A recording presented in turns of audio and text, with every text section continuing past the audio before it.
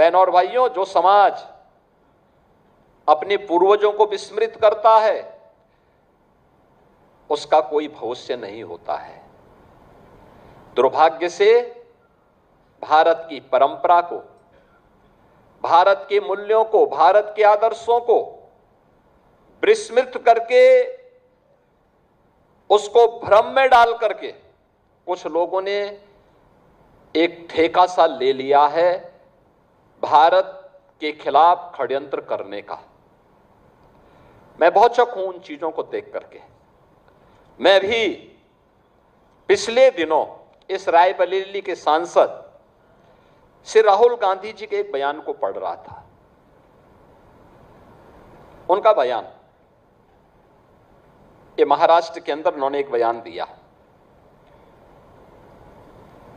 उन्होंने बयान दिया कि महिलाएं मनुस्मृति के बंधन को तोड़ करके अब बाहर आ जाएं।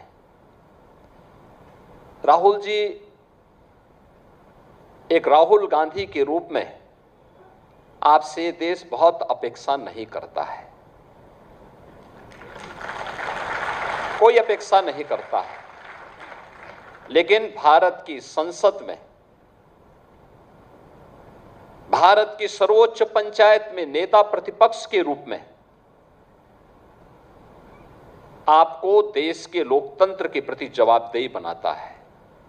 आपने भारत के संविधान की शपथ ली थी और संविधान की शपथ लेकर के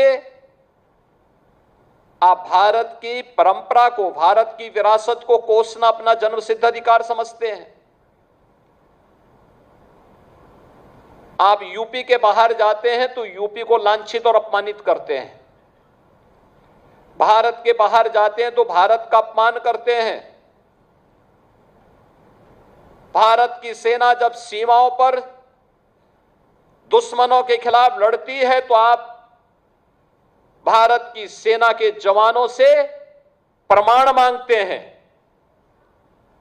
आतंकवाद के खिलाफ देश की लड़ाई में देशद्रोही तत्वों को आप प्रत्यक्ष और अप्रत्यक्ष रूप से प्रोत्साहित करते हैं।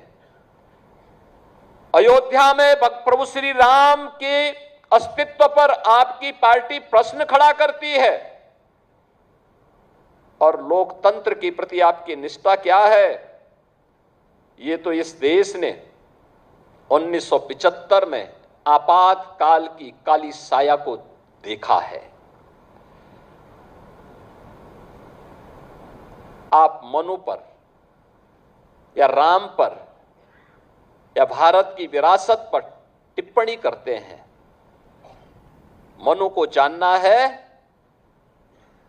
तो आप अथर्ववेद पढ़िए, शतपथ ब्राह्मण पढ़िए, मत्स्य पुराण पढ़िए।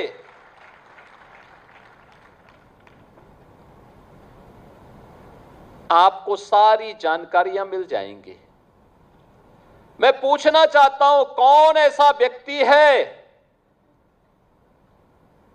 जिसके जीवन में किसी न किसी रूप में, मां के रूप में या बहन के रूप में या पत्नी के रूप में या फिर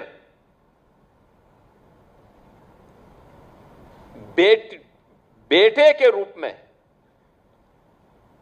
किसी महिला का संरक्षण उसे न प्राप्त होता हो? कौन ऐसा व्यक्ति है? क्या कोई बेटी पिता के बगैर है? क्या कोई बहन भाई के बगैर है? क्या कोई पत्नी पति के बगैर अपने अस्तित्व को मानती है? और क्या कोई मां बेटे के बगैर अपने अस्तित्व को पूर्ण मानती है? अगर मनुस्मृति ने ये बात कही है,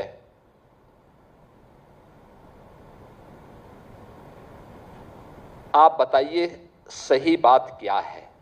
और आप भारत के बच्चों को, भारत के नौनिहालों को उस दिशा में क्यों ले जाना चाहते हैं जहां पर किसी माता को या किसी अन्य व्यक्ति को बाद में लज्जित होकर के माफी मांगनी पड़े।